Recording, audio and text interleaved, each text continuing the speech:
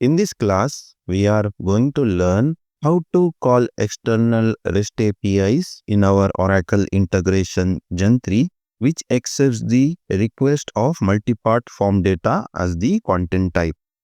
I'm here in the official documentation page for Oracle integration 3.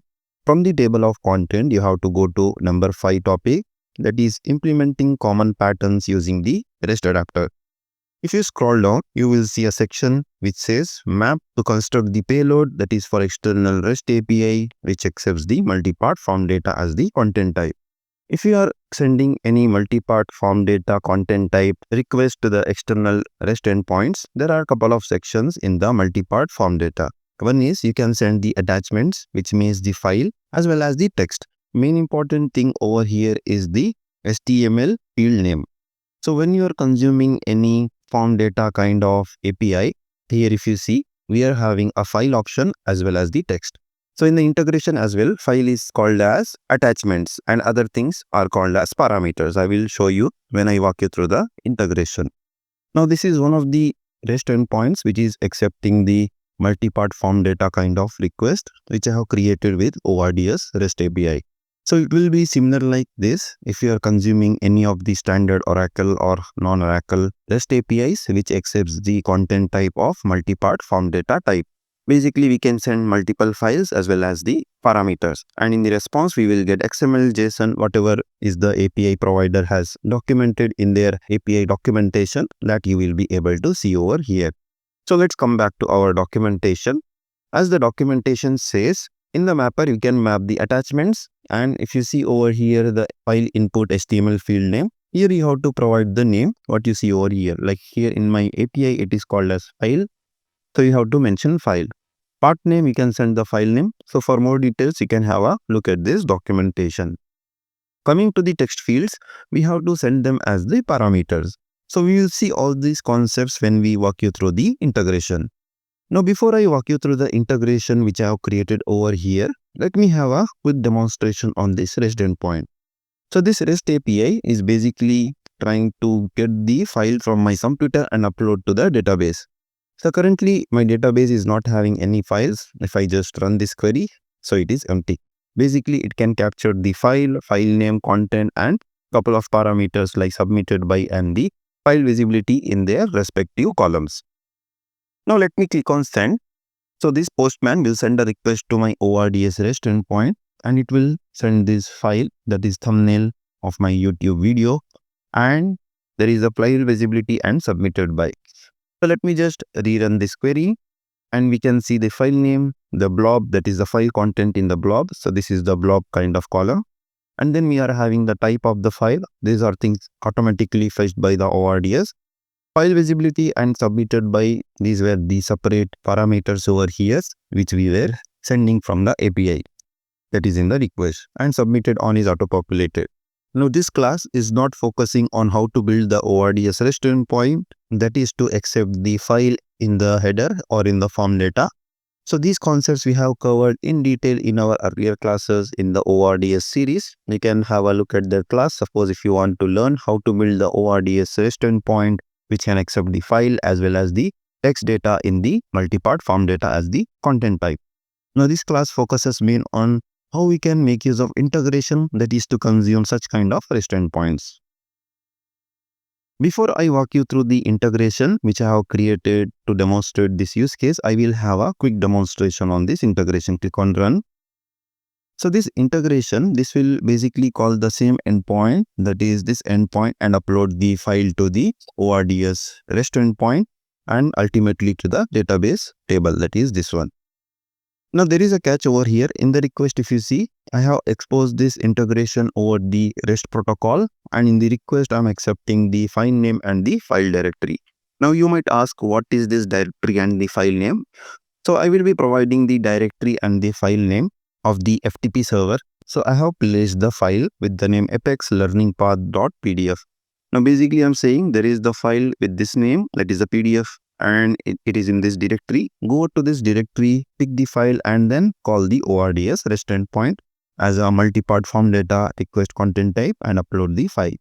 So this is what this integration will do. I will click on run. So this will pick the file from the FTP server and then it will call the ORDS REST endpoint, and I'm seeing the status as success.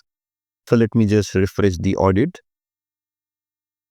Here if you see, first of all, it has downloaded the file from the FTP server. It has gone to that specific folder and the directory, that is this one directory and the file name. It has pulled the file.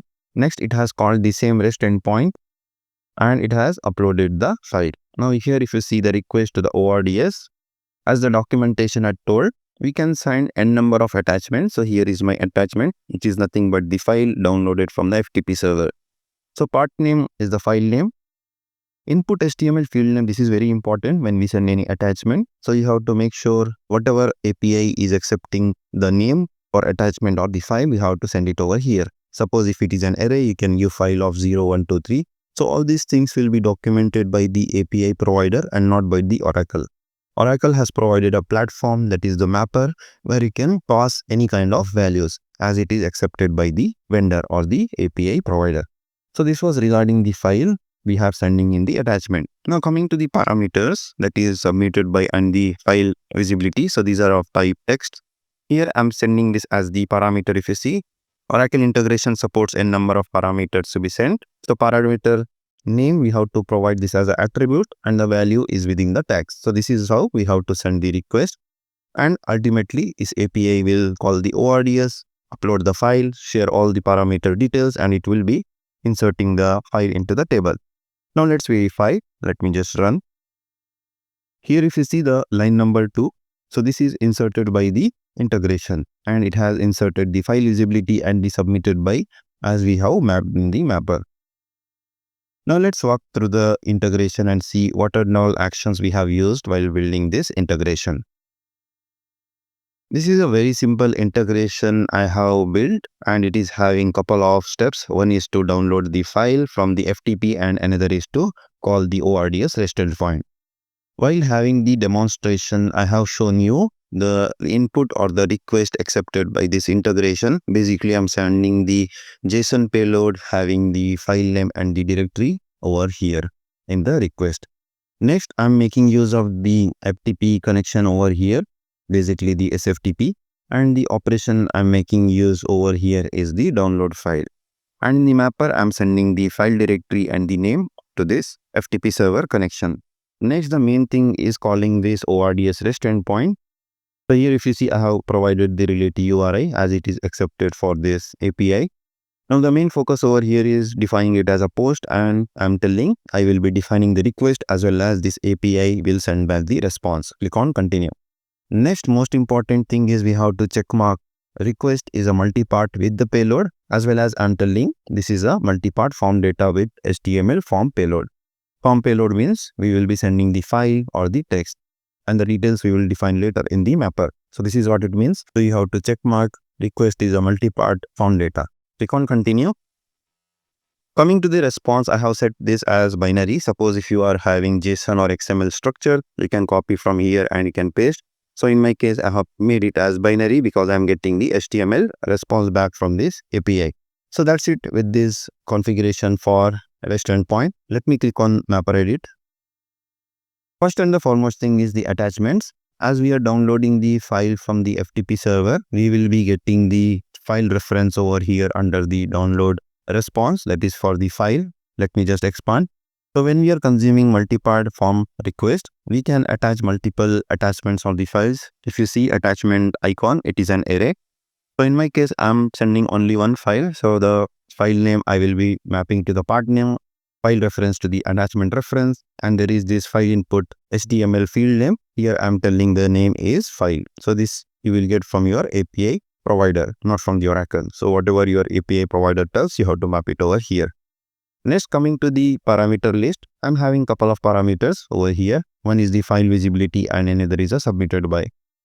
If you click on the parameter itself, here you have to pass the value, and there is this attribute called at the name. Here you have to tell the value of the parameter, like the submitted by file visibility, basically the name of the parameter. Value you have to map directly on the parameter. In the attribute called name, you have to map the parameter name. So this is how you have to pass the parameter. In your case, if you are having n number of attachments, then you can just right click and repeat the node, or you can drop the for loop over here on the attachment and you can attach multiple files. Similarly, if you are having parameters coming from some API, you can loop over this. If you see, there is this array icon. You can provide multiple parameter values and you can map the values.